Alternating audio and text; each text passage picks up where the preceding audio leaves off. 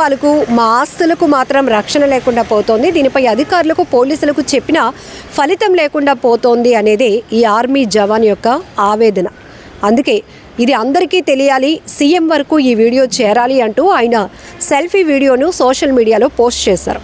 తెలంగాణ రాష్ట్రం సిద్దిపేట జిల్లా చౌదరిపల్లి అక్బర్పేటకు చెందినటువంటి ఈ ఆర్మీ జవాన్ రామస్వామి గారు ప్రస్తుతం అయితే జమ్మూ కాశ్మీర్లో ఆర్మీలో పనిచేస్తున్నారు. కానీ ఇక్కడ సిద్దిపేటలో ఉన్నటువంటి తమ విలేజ్లో కుటుంబ సభ్యుల్ని కొందరు బెదిరిస్తున్నారని, తమ భూమిని కబ్జా చేయడానికి ప్రయత్నిస్తున్నారని, దీనిపైన ఇంతకు ముందు కూడా అధికారులకు పోలీసులకు చెప్పినా కూడా ఎవరు తమకి న్యాయం చేయటం లేదు అంటూ ఆ ఆర్మీ జవాన్ ఆవేదన వ్యక్తం చేస్తున్నారు. సో ఆ వీడియోలో ఆయన మాటల్లోనే చెప్పినటువంటి మాటలు కూడా ఇవే.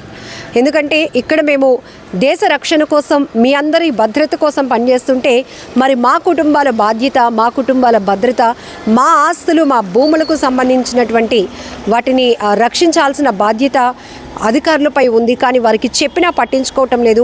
అక్కడ ఉన్నటువంటి మా వృద్ధ తల్లిదండ్రులను కూడా బెదిరిస్తున్నారు, బెదిరింపులకు పాల్పడుతున్నారు అనేది కూడా ఆ జవాన్ చెప్తా ఉన్నారు. సో ఈ వీడియో ఖచ్చితంగా ప్రతి ఒక్కరికి తెలియాలి, అలానే ముఖ్యమంత్రి వరకు చేరాలి, ఖచ్చితమైన న్యాయం నాకు జరగాలి అంటూ ఈ ఆర్మీ జవాన్ రామస్వామి గారు ఆవేదన వ్యక్తం చేస్తున్నటువంటి పరిస్థితి కూడా ఉంది. ఈ మధ్య